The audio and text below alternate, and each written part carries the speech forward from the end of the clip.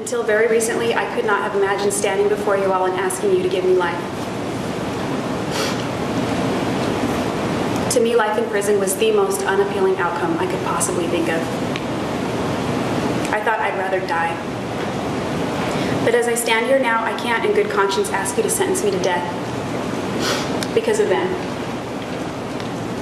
Jodi Arias pleading for her life yesterday in court, pointing to her family. We're going to get more on that in her remarkable interview with our legal team, Nancy Grace from HLN and GMA legal analyst Dan Abrams. And Nancy, let me begin with you. The mystery is over right now. We did see Jodi Arias yesterday plead for her life. Very well prepared presentation. I disagree with you on that. Yes, she may have had copious notes by which she spoke with the jury, but I think she left out some major points, such as turning to Travis Alexander's family and asking their forgiveness. I think that may have been a good start, but that performance was not the end of the Jodi Arias show yesterday, because she went straight from the courtroom for yet another tell-all series of interviews last night. While we're all asleep and putting our children to bed, Arias is back in front of the lights and the camera, where she blames everybody but herself. She says she feels betrayed by her lawyers, that they didn't do a good job. She's betrayed by the jury. She blames them. She blames the public, that they just want to enjoy persecuting her, some twisted type of schadenfreude. But what amazes me is she continues to trash Travis Alexander. With her last public words, she's still trashing her own murder victim. And look, I agree with Nancy in terms of the interview, right? I mean, you watch this interview and you say to yourself, what is she doing? Betrayed by the jury? I mean, just, shut up. Seriously, stop. She's just got to stop.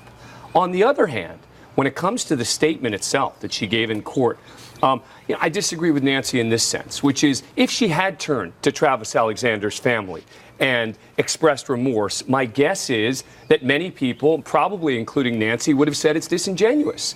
Which is what Jodi said in that interview with Ryan. But I think that's true. I think no matter what she said, because of the case that has been built up against her, almost any apology at this point is going to be seen as hollow, right?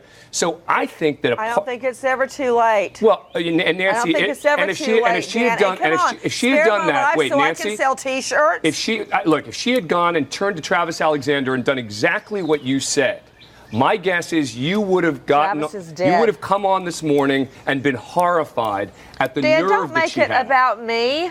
Don't make it about me. Please don't, because I remember, Dan Abrams, since you brought it up, I remember when I came down off the witness stand after my fiance was murdered, and I walked by the defendant, he and his whole bunch of lawyers, they all looked down.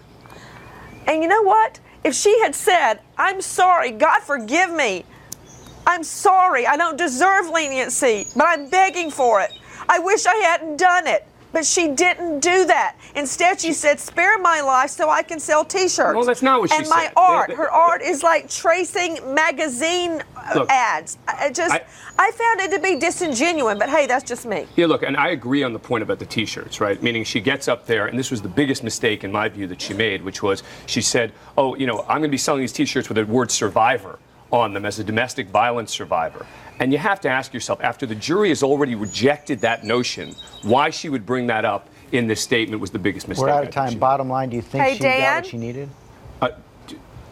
Go ahead, Nancy. Well, I just think it's very interesting that overnight she decided there's no longer a hell. I find that very convenient that she gave up all that. I think her best hope is for one or two jurors. There's no way she's getting a unanimous jury that's going to give her life in prison. I think her best hope is one or two of those jurors who hold out. Okay, Dan, Nancy, thanks very much.